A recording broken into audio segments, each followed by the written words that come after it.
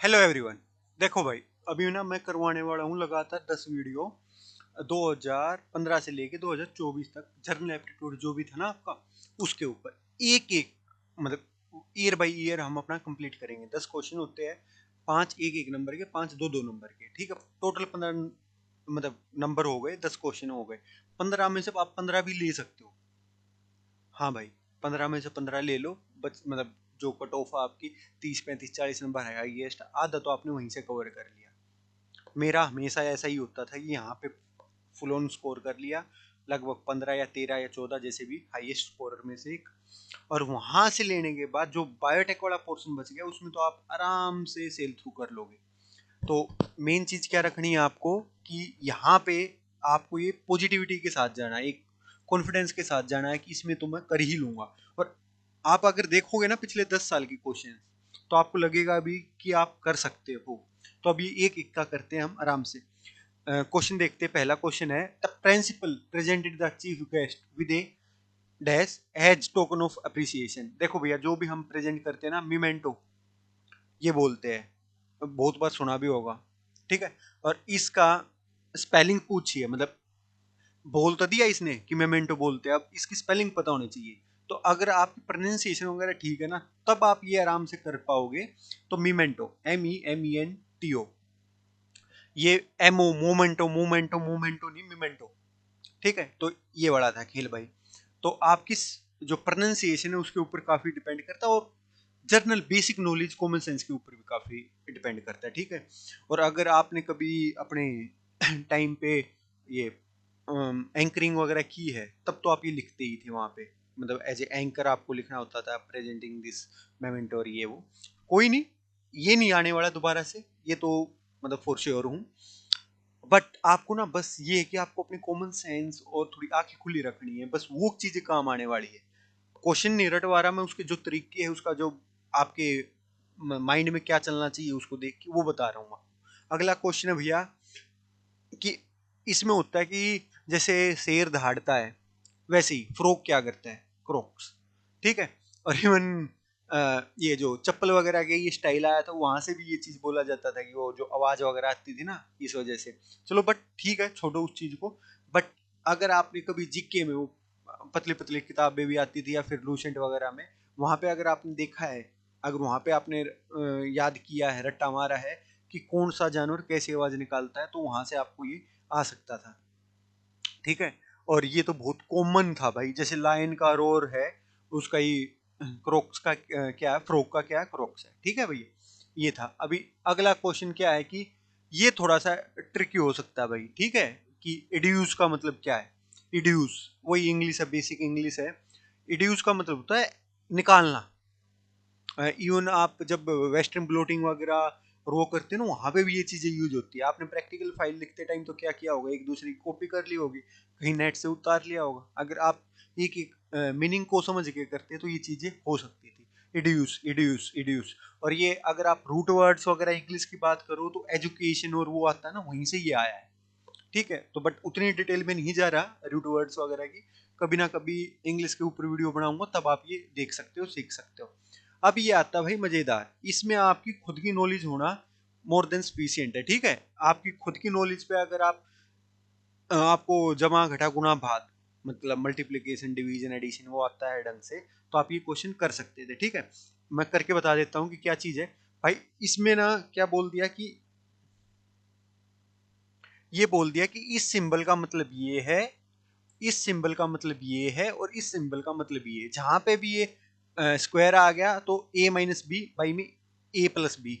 जहां पे भी ये डायमंड आ गया, उसका मतलब है A+B बाई में A-B। और जहां पे भी एरो आ गया, इसका मतलब मल्टीप्लीकेशन। तो यही वाली चीज है जो हमें यहाँ पे ध्यान रखना है। 66 स्क्वायर 6, तो इसका मतलब ये इस वाले पोर्शन में ये वाली चीज आ जाएगी। तो मैं क्या करूंगा, 66 माइनस में 6, 66 प्लस में 6, ये मेरा पहली वाली चीज हो गई। फिर है, हाँ, फिर है भैया ये एरो। एरो को मैं अभी जस्ट मल्टीप्लीकेशन में लिख लेता हूँ, डॉट लगा देता हूँ, बात खत्म।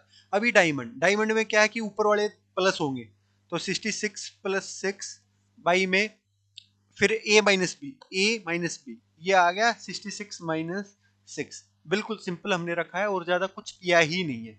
रखने के बाद हमने क्या किया, इसको आगे वैल्यू में कर लिया। 66 माइनस 6 ये 60 है भाई, ये 66 प्लस 6 ये 72। यहाँ पे अगर आप करोगे तो ये 72 आ जाएगा और नीचे 60 आ जाएगा। ये आपस में मल्टीप्लीकेशन में है, अगर आप इनको काटोगे तो 1 आ जाएगा। बस इतना सिंपल सा क्वेश्चन था। मुश्किल था भाई? मुश्किल था क्या? बस आपको जो फॉर्मेट दे रखा है उसको पकड़ के चलते रहना है धीरे धीरे। तो ये अपना क्वेश्चन था, ठीक। अगला करते हैं भाई।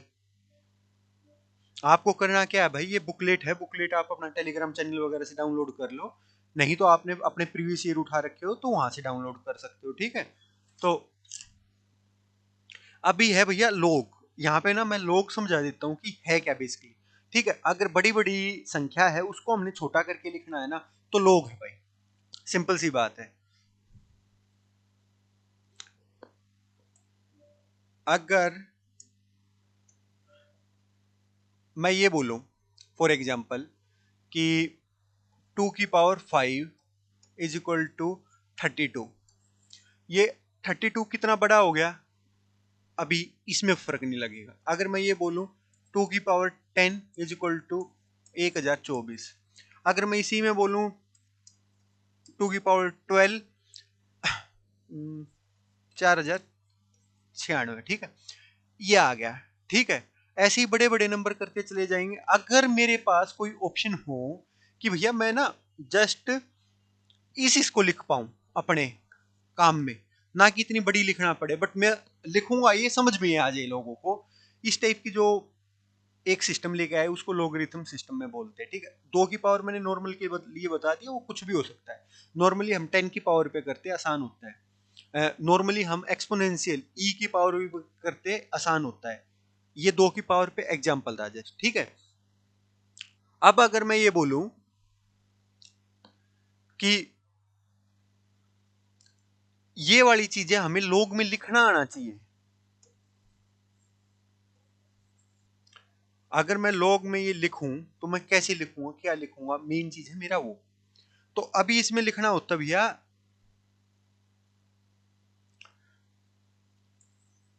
मैंने ये ले लिया। अब जस्ट मैं ना सिंपल ऐसी बात करके लेके आता हूं, मैंने ये ले लिया। क्या किया मैंने अपना मतलब मैंने क्या किया, जस्ट ये वाली चीजें मैंने अभी बात करनी है, और इस पे मेरे को लॉग की पावर में दिखाना है कि मैं कैसे दिखाऊंगा, क्या दिखाऊंगा। इसको मैं ये बोल सकता हूं कि log 2 इज इक्वल टू 5। मैंने क्या किया, 2 तो बेस बना दिया, ये जो 32 था ये यहाँ पे ले आया। मैं 32 इतनी बड़ी वो नहीं बोलूंगा, और यहाँ पे मैंने बता दिया 5। थोड़ा सा ट्रिकी है, हाँ भाई ट्रिकी है, थोड़ा सा मजेदार है, थोड़ा इंपॉर्टेंट है, इसलिए समझा रहा हूँ। 2024 आई थिंक उसमें भी ये सेम क्वेश्चन आया था, मतलब इसी टाइप के ऊपर डिपेंडेंट। तो ये चीज बता दी मैंने। क्या बताया, अभी मैं इसको ए बी एक्स की फॉर्म में बताता हूँ। लोग, यहाँ पे मैंने ए मान लिया, यहाँ पे एक्स मान लिया, ये बी मान लिया, कुछ भी ऐसी चीज है। तो मैं क्या करूंगा, मैं क्या करूंगा, ये जो ए है ना ये हो जाएगा ये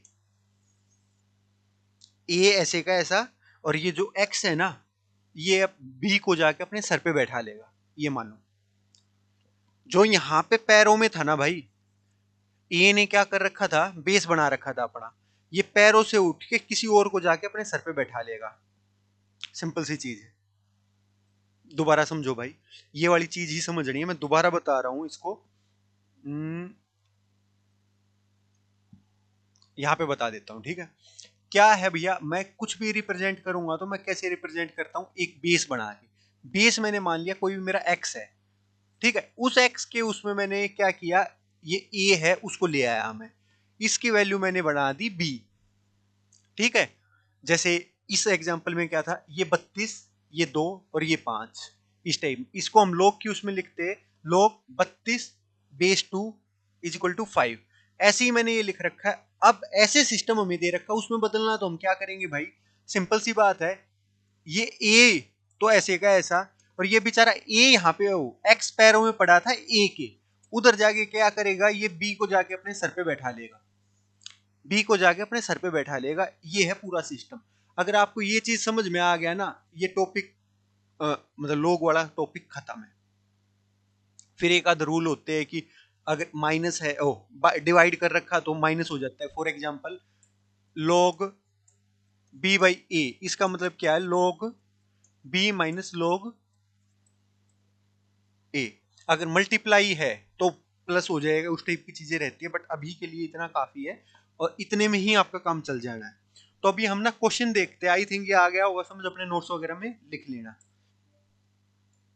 ये क्वेश्चन दे दिया हमें ये वाला, ठीक है। इसमें बोल रखा है कि, आई थिंक दिख रहा होगा, नहीं तो थोड़ा और जूम आउट करने की ट्राई करता हूं मैं, जूम इन, ठीक है।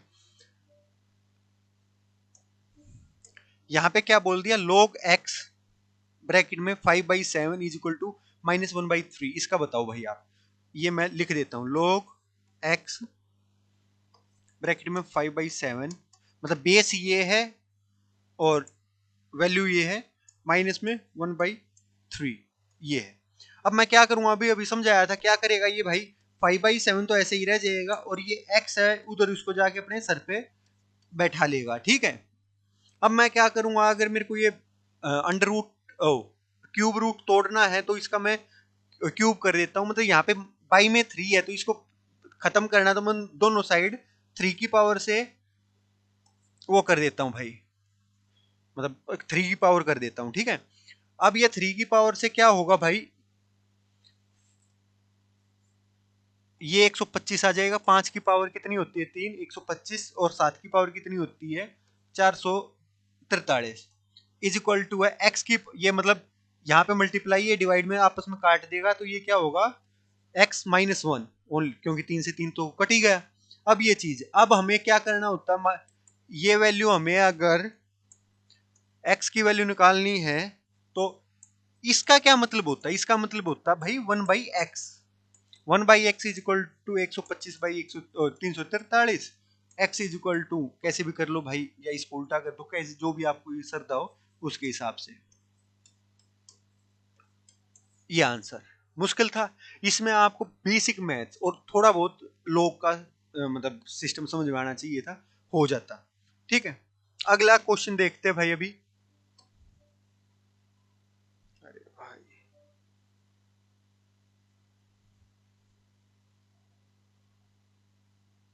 ठीक है, ये है भाई, आई थिंक दिख रहा होगा, ठीक है। अब इसमें ना क्या बोला गया कि इस जो भी अपना अंडरलाइंड सेंटेंस है, इसको इफेक्टिव वे में कैसे क्या दिखाया जा सकता है, ये आपके इंग्लिश ग्रामर की तैयारी, कि आप इंग्लिश ग्रामर आपकी कितनी अच्छी है और क्या अच्छा है, ठीक है। अब इसमें ना सिंगुलर और प्लूरल फॉर्म के साथ कौन सी मेन वर्ब आती है, या किस फॉर्म में मेन वर्ब आती है, क्या होता है, sorry sorry sorry sorry sorry sorry, हाँ, सिंग बचपन में आपने देखा होगा, सिंगुलर के साथ हमेशा एस या ई एस आता है, ठीक है, और प्लूरल के साथ हमें ये एस या ई एस की जरूरत नहीं पड़ती।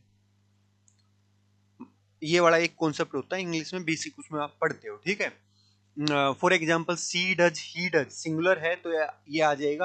दे के साथ हम क्या करते हैं, दे डू, वी डू, ये वाली चीज है, ठीक है। वो वाली चीज यहाँ पे है। यहाँ पे क्या बोला गया, tuberculosis together with its effects, मतलब अब इसमें हमें ये देखना है कि सब्जेक्ट क्या, सब्जेक्ट के हिसाब से वर्ब आएगी, क्योंकि ये वाली लाइन हमें जज करनी है, ठीक है भाई, ये वाली लाइन हमें जज करनी है। तो बेसिकली क्या है, इसमें ये बताना है कि हमें सब्जेक्ट क्या है, सब्जेक्ट के अकॉर्डिंग हमें ये देखना है कि क्या आएगा, ठीक। तो सब्जेक्ट है इसमें ट्यूबरकुलोसिस, क्योंकि मेन उसकी बात हो रही है, और ये साइड रोल में, ठीक है।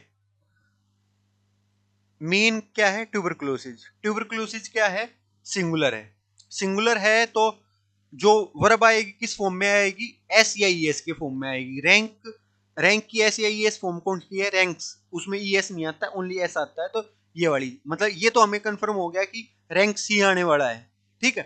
फिर ये देखते हैं कि भैया हम इसमें आंसर में दे क्या क्या रखा है, ठीक है। अब देने में इन्होंने दिया rank as one of the leading causes of the death. Rank as one of the leading causes of death, मतलब मेरे का ना, मेरा दिमाग में एकदम जो ये रैंक्स वगैरह की मैं जो बात करने लग रहा था, ऑप्शन देख के करने लग रहा था कि हमें यही चेंज करना। अगर हम इन दोनों में अगर देखें, दोनों में कुछ भी अंतर देख रहे तो क्या हो देख रहे भाई, हम ये देख रहे कि वहां पे एक में ऐसा है और एक में विदाउट ऐसा है। तो मतलब मेरा तो ज्यादातर यही होगा कि इन दो में से ही एक आंसर रहने वाला है। फिर मेरे को देखना है कि ये ऐसा आएगा, ये ऐसा आएगा। ये है, 1 मिनट इसको रोक देते हैं यहीं पे। इसके अगले, has the rank of one of the leading causes. Has the rank, ये तो वैसे ही लग ही नहीं रहा कैसे भी कि सुटेबल हो पाएगा। Are one of the leading, are भी नहीं आएगा, are one of the leading. And वगैरह होता ना यहाँ पे टुगेदर की जगह, तो फिर आ सकता था, बट अभी नहीं आएगा। देखो इतनी इंग्लिश में नहीं जा रही, ये बेसिक आपकी ना एक फ्लो बन रहा है या नहीं बन रहा, उस चीजों पे बात हो रही है, ठीक है। बट ध्यान ये रखना है कि बेसिक कभी आपने छठी सातवीं क्लास में पढ़ा होगा कि singular verb, plural verb, subject, और ये वो यूज हो रहा है, ठीक है। तो वो वाली चीज है, बट अभी तो आप करने बैठोगे नहीं इसको। बट आपका क्या है कि बेसिक अगर कॉन्सेप्ट रखोगे, खुद पे भरोसा रखोगे, तो कर लोगे आप, ठीक है। तो यहाँ पे रैंक है या रैंक है, तो वो ट्यूबरक्लोसिस के ऊपर आएगा। ट्यूबरक्लोसिस सिंगुलर वो है, सिंगुलर के साथ क्या आएगा, SEIES आएगा। इस केस में ऐसा आ जाएगा, हमारा आंसर आ जाएगा, ठीक है। इतना ही आसान था भाई ये, ठीक है। इसके बाद अगला देखते हैं भाई। ये एक्चुअली ना बायोटेक से भी मुश्किल लगने लग जाता है जब आप खुद पे थोड़ा सा भी डाउट कर लो, ठीक है। जो और कम्पिटिटिव एग्जाम की तैयारी करता रहता है ना, उसको ज्यादा फर्क नहीं पड़ता, उनके लिए तो ये काफी अच्छा रह जाता है, ठीक है। अभी एक बार इसको हम पढ़ लेते हैं भाई, ये क्या चीज है, ठीक है। अभी इसका क्या करना है भैया, मेरे को ना ये देखना है कि भैया इस पूरे उसको कौन सा वो समअप कर देगा, इस पूरे जो पैराग्राफ इसको समअप कौन सी लाइन कर देगी। मतलब कहने की बात है, हमें समरी निकालनी है, वो भी एक लाइन की, ठीक है। पूरा पढ़ो, आराम से सोचो समझो और लिखो। इसका मैं करने का स्टाइल बता देता हूँ कि होता क्या है। आप पूरा पैराग्राफ पढ़ो और उसमें जो चीज आपको समझ में आ रही है ना, वो लिख लो रफ शीट पे, ठीक है। और फिर ऑप्शंस देखो, तो चांसेस ये है कि आपका ठीक ही होगा। अगर आपने ऑप्शंस वगैरह देख लिए ना, फिर आप कंफ्यूज हो जाओगे। ये करने का तरीका बता रहा हूँ, यही चीजें आपको सीखनी चाहिए। और ये चीजें, ये क्वेश्चन ये दोबारा रिपीट नहीं होने वाला, तो उस पर मतलब कुछ नहीं है। बट करना कैसे, क्या थॉट प्रोसेस होना चाहिए, वो आपको बता रहा हूँ। पूरा पढ़ो, लिख लो, ठीक। अभी आगे देखते हैं, इसको पूरा पढ़ते, ठीक है भाई। Climate change has reduced human security and threaten human wellbeing and ignored reality of human progress is that human security largely depend upon environmental security। यहाँ पे ये लाइन इंपॉर्टेंट है, but on the contrary human progress seems contradictory to the environmental security. ये दो जो line आई है ना, यही पूरा करेक्ट रहने वाली है। To keep up both at the required level is a challenge to be addressed by one and all. One of the ways to curb the climate change may be suitable scientific innovations, while the other may be the Gandhian perspective on small scale progress with focus on sustainability। ठीक है, ये इसने पूरा बोल दिया। अब इसमें main चीज क्या बोली गई है भैया, ह्यूमन प्रोग्रेस और इन्वायरमेंट का एक दूसरे के साथ कुछ रहेगा लफड़ा, यही चीज हमें देखनी है इसमें, ठीक है। Human progress and security are positively associated with the environmental security. नहीं भाई, ह्यूमन प्रोग्रेस होगी तो इन्वायरमेंटल तो इतना नहीं हो पाएगा। ये तो लॉजिकली ही थोड़ा मतलब अच्छा साउंड नहीं कर रहा। उसके बाद देखते हैं, human progress is contradictory to environmental security. हाँ भाई बिल्कुल, अगर आप सोचो भी ये ह्यूमन ज्यादा प्रोग्रेस कर रही है, कहीं आप जंगल में से रोड ले गए तो जंगल तो खत्म है, या खेती के लिए जमीन हम ढूंढ रहे हैं तो जंगल हम काटते जा रहे हैं, ऐसी चीजें हो रही है। हाँ ये चीज ठीक है। Human security is a contradictory to environmental security. Human security, यार प्रोग्रेस की बात हो रही थी, सिक्योरिटी की कहाँ पे बात आई। अगर आप पूरे उस पर देखोगे, ह्यूमन सिक्योरिटी की बात हुई है, बट किसी और उस पे हुआ है, ठीक है। और ये दोनों को एक ही उस पे लिया गया है, बैलेंस आउट किया गया है, डिपेंड बताया गया, ह्यूमन सिक्योरिटी डिपेंड बताया गया है इन्वायरमेंटल सिक्योरिटी के, कॉन्ट्राडिक्टरी नहीं बताया गया, बट इसमें क्या बोला गया है कि कॉन्ट्राडिक्टरी है, सी स्टेटमेंट में क्या बोला गया कि कॉन्ट्राडिक्टरी है, जबकि ये तो डिपेंड बताया गया था ना। फोर्थ और देख लेते हैं, human progress depends upon environmental security. भैया ह्यूमन प्रोग्रेस इन्वायरमेंटल सिक्योरिटी पे कैसे डिपेंड है? ह्यूमन प्रोग्रेस करता जा रहा है, इन्वायरमेंटल सिक्योरिटी की ऐसी तैसी करता जा रहा है इन्वायरमेंट की, तो वो कैसे है?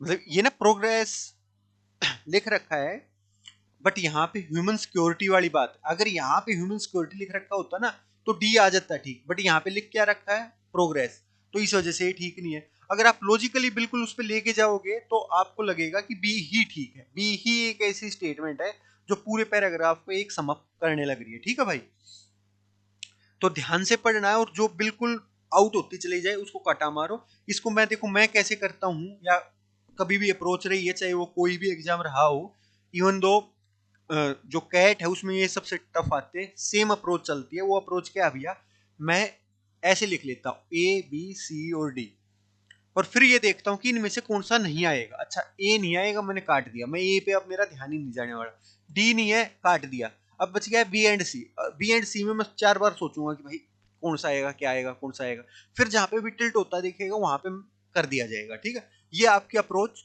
आपकी भी होनी चाहिए। ठीक है, ऐसे ही कि आप सही को ढूंढने के लिए गलतों को हटाते चले जाओ। ठीक है भाई, तो ये वाला चीज है। अगला क्वेश्चन देखते, ये बहुत इंटरेस्टिंग है भाई, बड़े बड़ों की हवा निकाली थी इस क्वेश्चन ने, और ये क्वेश्चन है ये। ठीक है भाई, इसमें हमें ये बताना था कि यहाँ पे क्या आएगा, यहाँ पे क्या आएगा। आपको बस कुछ नहीं करना भैया, गिनतियों का ज्ञान होना चाहिए, थोड़ा न्यूमेरिकल उस पे ज्ञान होना चाहिए, और बड़ा हो सकता है क्या हाँ हो गया भाई। ठीक है, तो हमें क्या देखना था कि भैया यहाँ पे क्या आएगा। भाई बिल्कुल सी सिंपल सी चीज है, आपको इन्हीं में से कुछ ना कुछ लॉजिक मिलेगा, और वो लॉजिक ही चिपकाना है। मैंने देखा 6 5 4 7 4 7 2 1 1 9 2 8 1 2 1 4 1 5 2 3, मतलब कुछ रिदम ही नहीं बन रहा भाई। तो कुछ मल्टीप्लीकेशन डिवीजन इस टाइप की चीजें आएगी, जो हम बोर्ड मास पढ़ते थे ना, वही वाली चीज मान के चलो वो यूज होने वाली है। तो यहाँ पे देखो एक चीज मैं अगर देखूंगा ना, तो क्या दिखेगा मेरे को, 6 × 4 10, 10 का मैंने एवरेज वो कर दिया बाई 2, 5 आ गया। ठीक है, यहाँ पे 7 + 4 11 + 2 11 + 2 13 + 1 14, 14/2 किया तो 7 आ गया। तो मेरे को लगने लग गया कि भैया इस साइड और इस साइड के जोड़ने के बाद यहाँ पे इसका वो आ रहा है, अगर हम इन दोनों को जोड़ के बाई 2 कर देते हैं तो ये नंबर आ रहा है। इसको देख लेते हैं, 1 9 10 12 12 13 और 2 15 और 1 16, 16/2 करेंगे तो 8 आ गया हमारा। इन दो को जोड़ूंगा मैं, 3 + 3 6/2 करूंगा तो 3, ये मेरा आंसर है। ऐसे इस पे आपको टाइम स्पेंड करना पड़ेगा भाई, सामने ही आंसर है, जमा घटा गुणा भाग जो भी लगे वो आप करके देख सकते हो।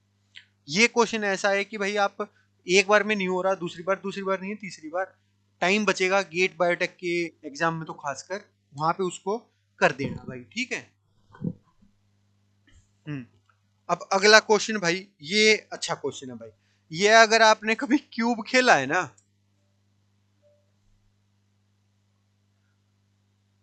हाँ हाँ, और हो सकता है क्या, ठीक है, अगर आप ये एक बार क्वेश्चन देखते हो और फिर आपने अगर वो क्यूब रूबिक क्यूब अगर आपने मिलाया है, तो फिर ये क्वेश्चन आप आराम से कर सकते थे। एक क्यूब ऑफ साइड 3 यूनिट्स, मतलब इसमें 3 यूनिट है भैया, 1 और 2 और 3, is formed using A set of similar smaller cubes of side 1 unit. 1 unit है भाई, ठीक है, उसको मिला के 3 यूनिट बना दिया गया। तो मतलब क्या हुआ, एक साइड एक क्यूब मिला होगा, 2 मिला होगा, 3 मिला होगा, ऐसे करके मिलाया गया होगा, 1 2 और 3।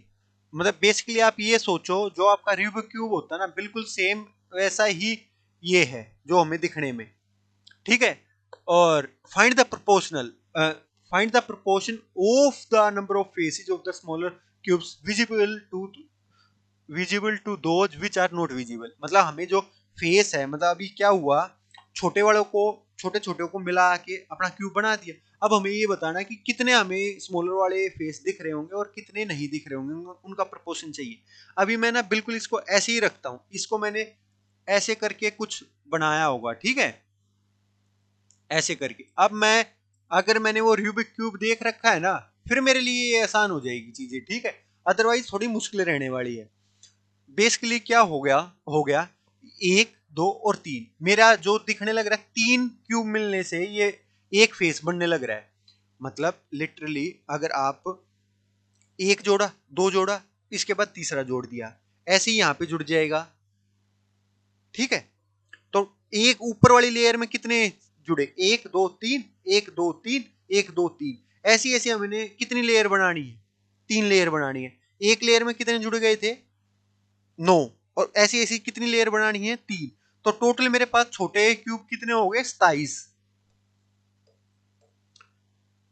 27 हो गए। हर एक क्यूब के फेस कितने होते हैं भाई, 6 होते हैं। ये मेरे टोटल फेस आ गए छोटे स्मॉलर क्यूब्स के, क्योंकि 27 क्यूब मिलके ही एक बड़ा क्यूब बना पाएंगे, ठीक है। 1 2 और 3, 1 2 और 3, 1 2 और 3, ऐसी 3 लेयर बन जाएगी, हो जाएगा, ठीक है, हो गया। अब हमें दिख कितने रहे हैं एक क्यूब में, अगर आप देखोगे ना कितने दिख रहे हैं, 1 2 3 4 5 6 7 8 9, ये हमें दिखने लग रहे हैं एक साइड पे, कितने दिखने लग रहे हैं, 9। ऐसे ऐसे कितनी साइड है टोटल, 6। ऐसी ऐसी कितनी साइड है टोटल, 6। तो मेरे को टोटल फेस जो दिखने लग रहे हैं जो हमें विजिबल है, वो कितने हैं, 9 × 6, ठीक। टोटल फेस कितने थे, यहाँ पे मैं देखता हूं, तो मैं कैसे कर सकता हूं, 164, 27 × 6 164, ठीक है। इसको 25 + 2 × 6 करोगे तब आ जाएगा, कैसे भी करो आ जाना चाहिए। 162 है भाई, सॉरी भाई, 162 है,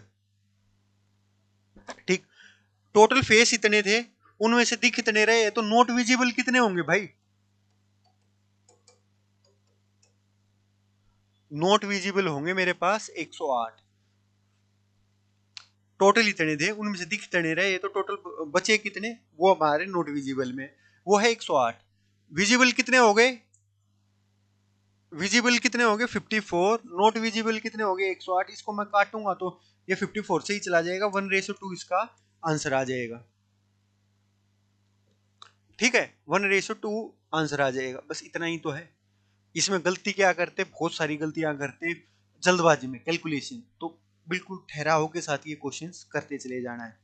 अगला क्वेश्चन देखते हैं, ये सबसे अच्छा क्वेश्चन लगा था मेरे को पूरे इस वाले उसमें सेक्शन में, ठीक है।